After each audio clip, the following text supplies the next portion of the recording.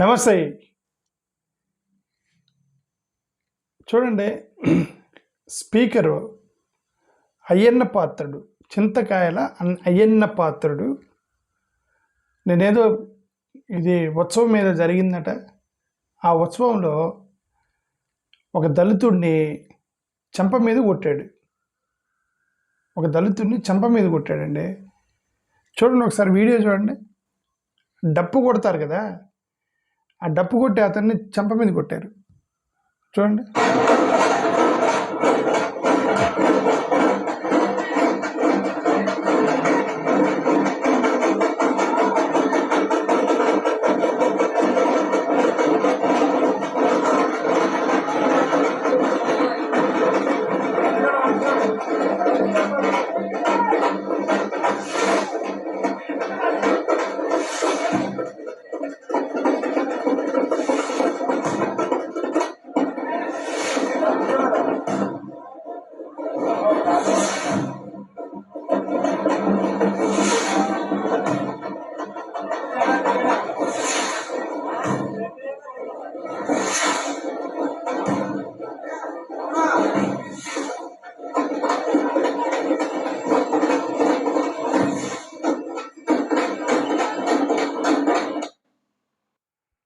అంటే అక్కడ ఏం జరిగిందో మనకైతే తెలీదు.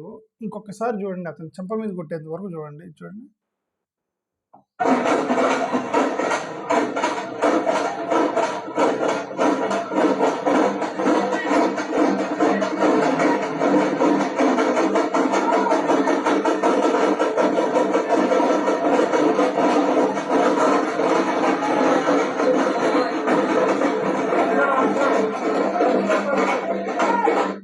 చూసారుగా, డప్పు కొట్టేవాడిని చెంప మీద కొట్టాడు అతను. అంటే అక్కడ కాంటెక్స్ట్ మనకి తెలియదు. అక్కడ నువ్వు సరిగ్గా కొడతలేదని కొట్టాడా, చెవిలో కొడుతున్నాడని చెప్పి కొట్టాడా, లేదంటే నువ్వెందుకు కొడుతున్నావు అని కొట్టాడా, అసలు ఈ డప్పు ఏందని కొట్టాడా, ఇది అసలు ఏమీ తెలియదు మనకి. అది సోషల్ మీడియాలో తిరుగుతుంది. నిన్న జరిగిందట. ఎందుకు డప్పు కొట్టేవాళ్ళని ఎందుకు కొట్టారు? ఫస్ట్ ఆఫ్ ఆల్, నేను గతంలో నా వీడియోలు రెగ్యులర్గా ఫాలో అయ్యేవాళ్ళు, నేను 2 కాంటెక్స్ట్లో ఉపయోగించా ఈ పదాన్ని. 2 కాంటెక్స్ట్లో ఐ యూజ్డ్ దిస్. ఈ డప్పు కొట్టేవాళ్ళని 2 కాంటెక్స్ట్లో వాడా. ఒకటి, మనుధర్మ శాస్త్రంలో వీణ అనేటువంటి ఒక కులాన్ని ఊరు బయట పెట్టాలని రాశారు. వీణ అంటే ఎవరు లేదు, ఇది డప్పు కొట్టే వాళ్ళని, వీళ్ళని ఊరు బయట పెట్టాలని చెప్పి రాశారని చెప్పాను ఒకసారి. ఓకే, ఆ కాంటెక్స్ట్. రెండోది, నా 25 ప్రశ్నలకు మీరు సమాధానం చెప్పండి అని ఒక వీడియో పెట్టా. ఆ వీడియోలో మాట్లాడాను నేను, కూచిపూడి భరతనాట్యం చేసే వాళ్ళని గౌరవంగా మీరు సత్కరిస్తారు, మా డప్పు కొట్టే వాళ్ళని ఎందుకు మీరు ఇన్స్టిట్యూట్లు పెట్టలేదు? అది కూడా ఒక ఆర్టే కదా, అది కూడా ఒక కళే కదా అని అన్న. ఎందుకు, why don't you respect?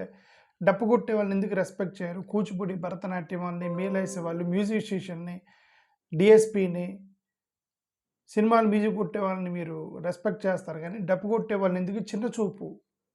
That is also art, right?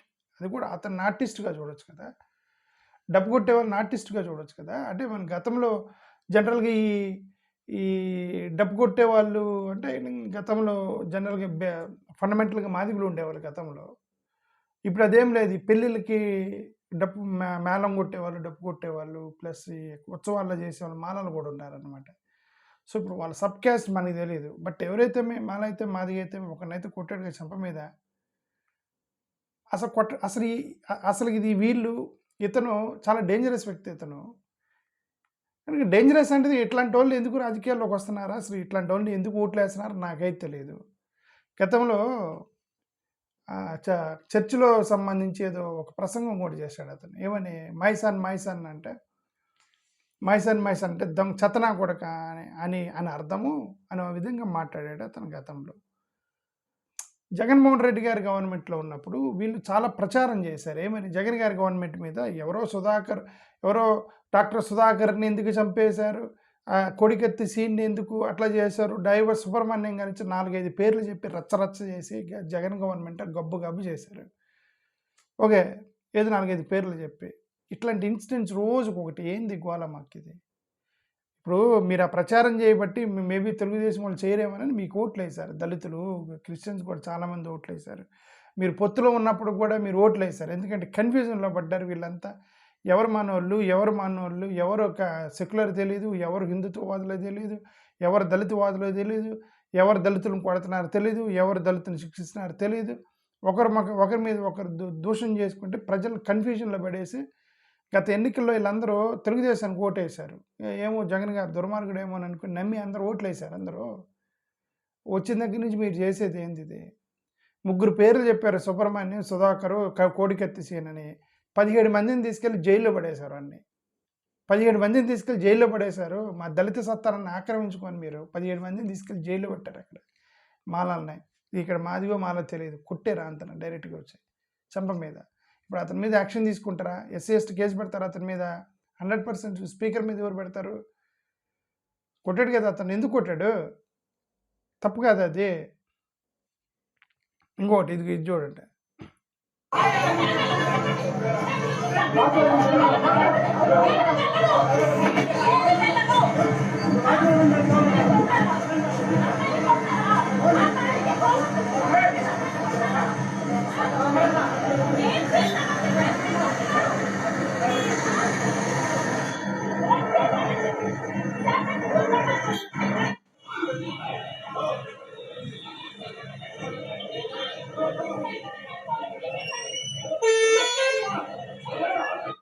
ఈ ఇన్సిడెంట్ ఏంటంటే, అరవ శ్రీధర్ ఒక మహిళ, ఒక దళిత మహిళ బయటకు వచ్చి, అరవ శ్రీధర్ కూడా దళితుడే, జనసేన ఎమ్మెల్యే నన్ను మోసం చేశాడు, నన్ను చీటింగ్ చేశాడు, 5 సార్లు అబార్షన్ చేసుకున్నాను, రచ్చరచ్చ చేసి నాకు న్యాయం చేయండి అంటే ఇంతవరకు అతని మీద కేసు పెట్టాలి.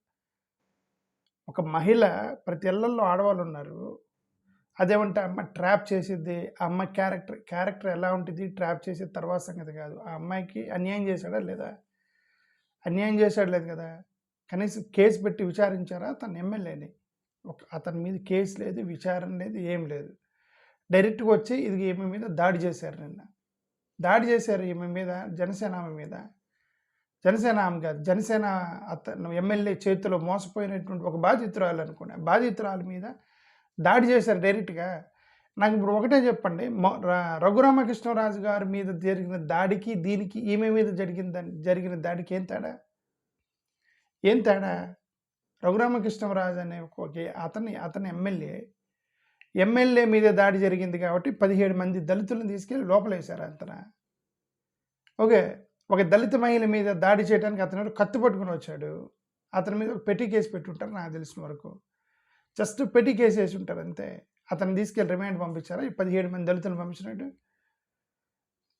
ఓకే, నా ఛానల్ మొత్తం నేను గతంలో చెప్పా, నేను అసలు ఈ మత కాన్సెప్ట్ అనే దాన్ని నమ్మను. నా ఛానల్ ఒకటే నమ్మిద్ది. నా ఛానల్ అంటే నేను ఒకటే నమ్ముతాను, దేశం మొత్తం కూడా కుల వివక్ష మీద నడుస్తుంది తప్ప మతం అనేది ఊరికి అది సాకు మాత్రమే. నేను చాలాసార్లు చెప్పాను. ఇప్పుడు ఇది కూడా అదే కనిపిస్తుంది. రఘురామకృష్ణరాజు అని ఒక అగ్రకులస్తుని కొట్టారని, ఎమ్మెల్యేని కొట్టారని కోపం వచ్చి 17 మంది దళితులను తీసుకెళ్ళి జైలు వేశారు. ఓకే, ఒక దళిత మహిళ మీద ఎవరో అతను దళితుడో లేదు నాకు తెలియదు, కత్తి పట్టుకొని వచ్చినవారు ఎవరో ఒక అతను కత్తి పట్టుకొని వచ్చి ఆమె మీదకు దూకుతున్నాడు అతని మీద. మరి అతని క్యాస్ట్ నాకు తెలియదు, బట్ మరి ఇది కూడా దాడే కదా. ఎందుకు అతను జైలుకి వెళ్ళలేదు? ఎందుకు అతను ఇమ్మీడియట్ కోర్టుకి తీసుకెళ్ళలేదు? ఏదో పెట్టి కేసు పెట్టి స్టేషన్ వెళ్ళి వదిలేసి ఉంటారు. అదేనండి మనిషికి అదేనండి. డాక్టర్ బిఆర్ అంబేద్కర్ ఒకటే అడిగాడు. డాక్టర్ బిఆర్ అంబేద్కర్ ఏమడిగాడంటే, నువ్వు మనుషుల్ని గ్రేడింగ్ చేసావు, యు గ్రేడెడ్ ది పీపుల్ అన్నాడు. ఎట్లా? First grade, second grade, third grade and fourth grade అని మమ్మల్ని బయటపడేశారు, అన్టచబుల్స్ అని, బ్రాహ్మణ క్షత్రియ వైశ్య శూద్ర అని. ఈ గ్రేడింగ్ ఏంటి అని ఆ రోజు అంబేద్కర్ అన్నాడు కదా. ఇప్పుడు ఆ గ్రేడింగ్ లేదు, పొలిటికల్ గ్రేడింగ్ ఏంది మధ్యలో మాకు? ఇది పొలిటికల్ గ్రేడింగ్ అంటే ఎమ్మెల్యేని తిడితే ఒక ట్రీట్మెంట్, ఎంపీని తిడితే ఒక ట్రీట్మెంట్, కార్యకర్తని తిడితే ఒక ట్రీట్మెంట్, తెలుగుదేశం కార్యకర్త అయితే ఒక ట్రీట్మెంట్, అపోజిషన్ అయితే ఒక ట్రీట్మెంట్, ఇలాంటి బాధితులు ఏమి అండలేకపోతే ఒక ట్రీట్మెంట్. ఈ గ్రేడింగ్ ఏంటంటే, న్యాయం అందరికి చట్టం ఒకటే ఉండాలి కదా. చట్టం లేదు అందరికీ. ఎవరికి ఇన్ఫ్లుయెన్స్ ఉంటే వాళ్ళని బయటపడటం, మిగతా వాళ్ళని తొక్కిపడేయటం. ఇదే this is the administration. Okay, ఇప్పుడు ఈయన ఇతను చెంప మీద కొట్టాడు.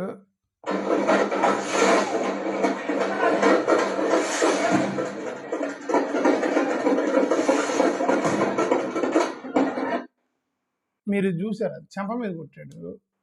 ఫర్ ఎగ్జాంపుల్ చెప్తాను. ఎగ్జాంపుల్. ఆ డప్పు కొట్టే అతన్ని చెంప మీద కొట్టాడనుకోండి. ఏం జరుగుండేది ఇప్పటికి? డప్పు కొట్టే అతనికేదో కోపం వచ్చి అతని పేరేంటి? అయ్యన్న పాత్రుడు. ఇతని పేరు అయ్యన్న పాత్రుడు గారి మీద చెంప మీద కొట్టాడనుకోండి. ఏం జరుగుండేది ఇప్పటికి? అయ్యన్న పాత్రుడిని కొట్టినటువంటి ఒక దళితుడు, అతను క్రిస్టియను, దాని వెనక పక్క బ్యాక్‌గ్రౌండ్ టకటకటకటక బ్యాక్‌గ్రౌండ్. అతను ఒక క్రిస్టియను. అయ్యన్న పాత్రుడిని కొట్టాడు. అతను మతోన్మాది. అతనెవరో కూడా తెలియదు. అతను హిందువు అయి ఉండొచ్చు. ఈ యొక్క యెల్లో మీడియా ఛానెల్స్ మొత్తం తగిలాయి. ఒక్క ఛానల్ వాళ్ళు చూపించారా ఇది? ఒక్క ఛానల్ అనేది చూపించారా ఇది? ఒక దళితుడిని కొడితే మీరు ఒక్క ఛానల్ అని చూపించారా? కనీసం ఒకసారి చూపించారా? ఓకే. ఎందుకు? పార్టీలు కాదు, కులాలే. ఈ కులం నశించాలని అంబేద్కర్ కోరుకున్నాడు. ఈ కులాలు ఎప్పుడైతే నశిస్తాయో, ఇప్పుడు మీరు అనొచ్చు దీని కులమేంది రమేష్ ప్రతిసారి అంటే, నేను అదే చెప్తున్నాను. డబ్బు కొట్టేవాడు చిన్న కులస్తుడు కాబట్టి కొట్టాడు. పూజారి గారు మంత్రాలు చదివేటప్పుడు ఏమైనా పూజారి నువ్వు సరిగ్గా మంత్రాలు చదవట్లేదని ఎవడైనా కొట్టాడా? ఇప్పుడు సరిగ్గా డప్పు కొట్టలేదని అడ్డం వచ్చాడని కొట్టారండి ఇతన్ని. ఎందుకు? డప్పు కొట్టేదేవాడు మన మీద కూడా కదా, కొట్టారు అతన్ని.